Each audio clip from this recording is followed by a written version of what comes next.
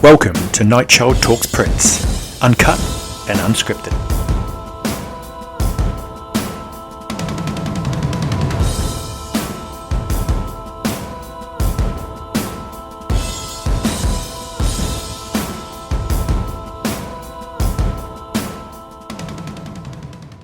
So welcome back to Nightchild Reviews Uncut, home of environmental records, crickets chirping, water rushing, supposed to make you horny, just make me want to go to the bathroom.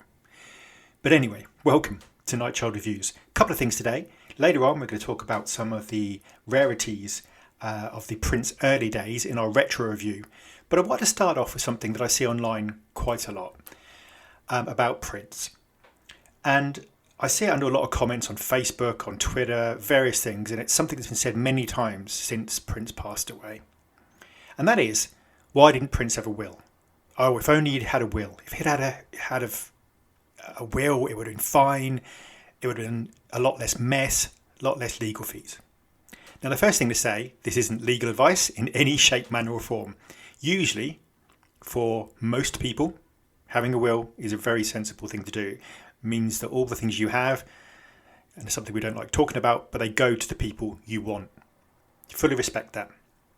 Totally something that I think is important. The thing I will say is we obviously looked at the Prince estate and the wranglings afterwards, and $45 million paid on legal fees, and we think, why didn't he have a will? And the question I always ask people is this: who could Prince leave it all to? I mean, it sounds a simple question, but who? Prince at the time wasn't married. Prince had no children at the time, sadly. His relationship with his family was off and on, complicated, difficult, as most relationships, with family members can be sometimes. And obviously his family did ultimately inherit his estate. But he didn't always have a perfect relationship with those family members. So no wife, no children, no family members. Was there anybody that Prince really could have trusted to carry things on for him? Now, the first thing I'd say is that Prince very much lived in the now. He was always about the now and the next thing, the next song, the next album, the next tour. He was very much somebody who lived in the present. But towards the end of his career and his life, he clearly did spend some time reflecting. You only have to listen to the piano and microphone tour. You only have to listen to him talk about vanity, talk about his father. You only have to consider the fact that he was part way through writing his autobiography. I mean, that was sadly cut short, but he was clearly thinking about his life and his journey, the very fact that he was writing an autobiography, which is something I never thought Prince would do. And he was looking back, but ultimately, who did he have? At the time, knowing Prince, he was often kind of very much focused on the person who was with him at that time. I mean, in terms of who was his closest friends at the time, who was with him. I mean, at the time he passed away, Kirk Johnson was around. Would he have thought of Kirk Johnson? We don't know. Would he have thought of somebody else? Or some people say, couldn't he have left it to charity? And you know what? It's a fair point. Yes, he could have left it to charity. But what would happen to Paisley Park? It would still have to be run. And it'd probably end up being run by a business. And ultimately, his work would be effectively run by record companies, because charities don't operate, records, albums. It's not their business. It's not their thing. So even if they were left Prince's estate, they'd have to get a record company to, operate it. And it's a difficult situation, because the thing I always think about at the moment is, who does the music really belong to? I mean, it's Prince's music. Nobody who currently operates the estate really was involved in the writing of the music or the creation of the musical arrangement or the lyrics or anything like that. It's not them that created the music. It was Prince. And it's a difficult situation. It's a difficult argument. I mean, this is the argument we often have about bootlegs, Now, the argument against bootlegs when Prince was here was it's taking money from him, it's his work. But then he's often said also that, he owns bootlegs, but he wouldn't ever think of, that people sort of charging for them is wrong. And a lot of bootlegs are free, and some people are charging for them, which is obviously very different because you're making money off somebody else's work. But at the moment, who does the work belong to? What is the morality of bootlegs when the artist has passed away? Now, usually people say, well, you're taking money from the family, you're taking money from the people he left it to. So there's that argument. But it's complicated, it's difficult. But going back to the will, it's very easy to say, yeah, he should have had a will, he should have said what he wanted. But ultimately, no matter what he wanted, it would be up to the people here now to make that happen. If he said, I specifically want to leave 5 million to this charity, of course it would have been respected. If he'd have said, what if Prince had said, I don't want anything released from the vault, even though he has said in interviews before that he thought all the contents of the vault would probably come out at some point, somehow. So I don't think he necessarily would have done that. But once one's passed, it's still very much kind of up to the people here to make those wishes happen. It's difficult. It's truly difficult. And I think it's very easy to say, well, he should have just made his wishes known. But ultimately, he's left us the work.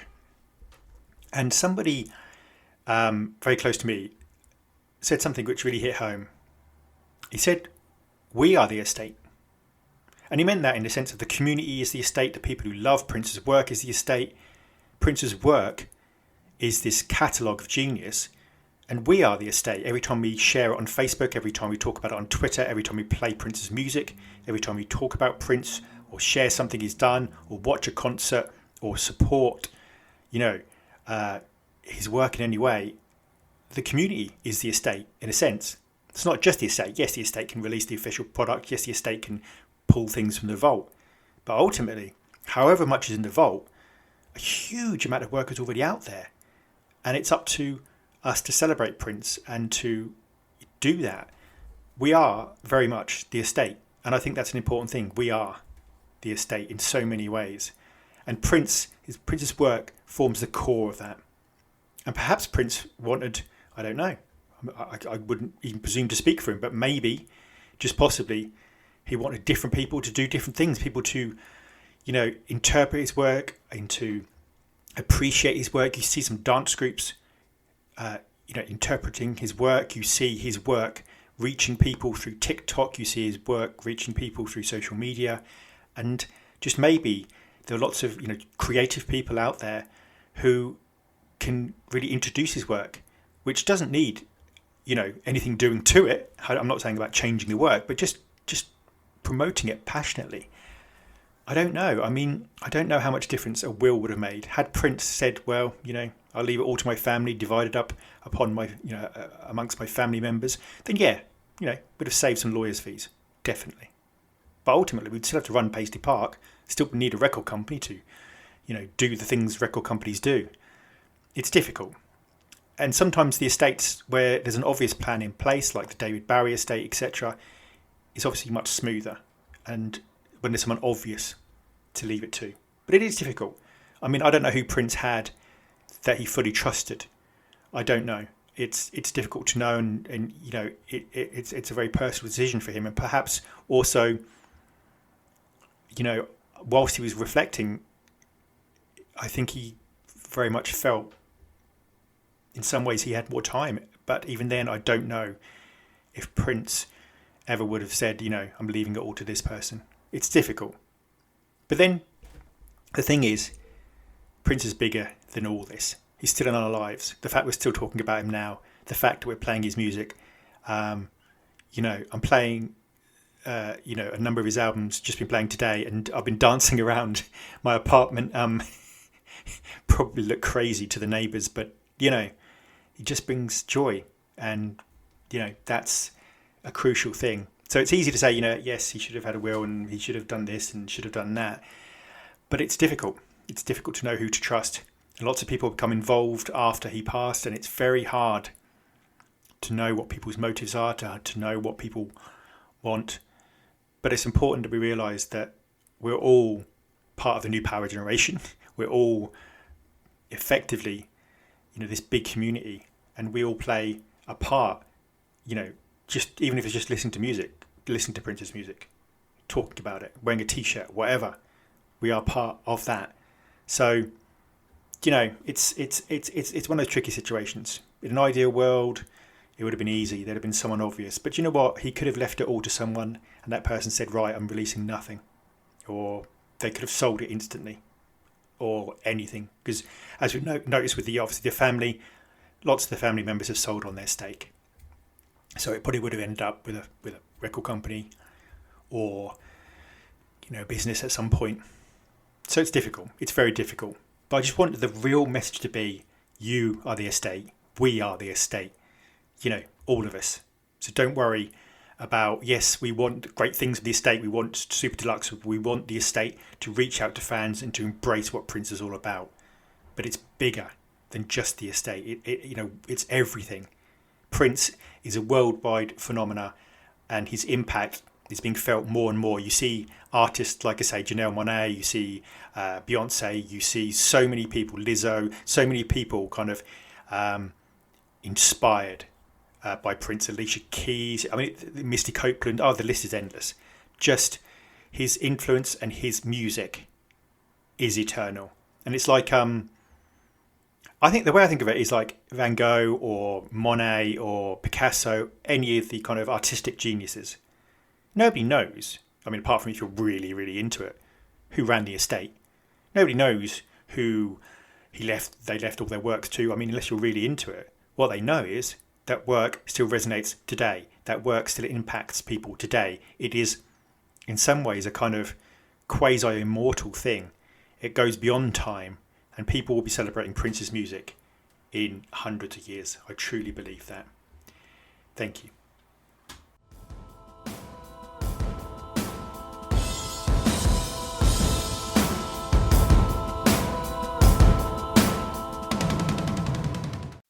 Now, welcome to our little retro review section. Today, it's harking back to a video I did about the rarities of the early days of Prince, about those tracks that kind of were For You, and before his first album, he kind of had these tracks when he was working with other people. He was kind of working out his sound, and he was collaborating, and it's quite an interesting time. It's just a very short video, 5 minutes, of about how he really was sort of beginning to establish his style and work out what it is he wanted to do. I hope you enjoy it, and thank you for listening. Just as Prince was about to enter the cusp of his early career, he was already demonstrating a number of the aspects of his creative personality that would become hallmarks over the years. In the period centred around 1975 to 79, when Prince was just 17 to 21, he was already creating a number of tracks that found their outlet in various different ways. He was also learning and developing his studio techniques by being a guest artist for hire, and he was also appearing on other people's records and allowing his own songs to be used by other artists. Today, we look at some of those tracks that marked those early days of Prince's musical development. First off is the story of the Lewis Connection. This was a group from Minneapolis which featured Sonny Thompson, who would later become an NPG member, and brothers Pierre and Andre Lewis. Prince supplied background vocals and guitar to just one track entitled Got to Be Something Here. Although the album, The Lewis Connection, was released in 1979, albeit with a spelling error on the cover, Prince's contribution dates from sessions in 1976. The song has a pretty catchy hook and a great vocal delivery by Sonny. Prince admired Sonny's bass skills, and this connection would become central to much of Prince's later work. Recorded in the same sessions was a track called Stone Lover. This was the only track released by MLF, a band from Minneapolis. MLF, short for Music, Love and Funk, also released the track in 1979. It is rumoured that Prince played on this track to raise money for a trip to New York in 1976. It is unclear whether this song or the previous one marks the first time Prince appeared on someone else's track, but again it confirms the connection between Prince and Sonny, who is a member of this band. It is also a matter of controversy as to what part, if any, Prince played on the record, with different artists claiming different versions. It is also important to note that some of Prince's earliest recordings as part of the 94 East project with Pepe Willie and Andre Simone were actually recorded even earlier, from 1975 to 79, but not released until much later.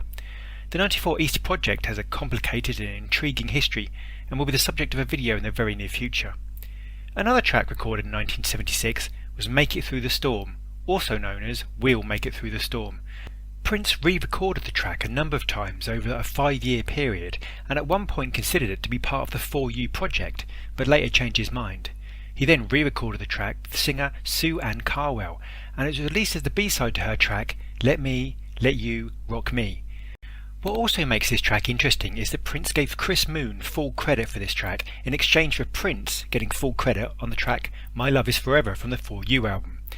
This track was part of 2 prolific sessions in 1976 in which Prince produced a range of new songs. The first session generated the tracks Don't You Wanna Ride, Hey Lover, I Spend My Time Loving You, various instrumentals, and the track Rock Me Lover.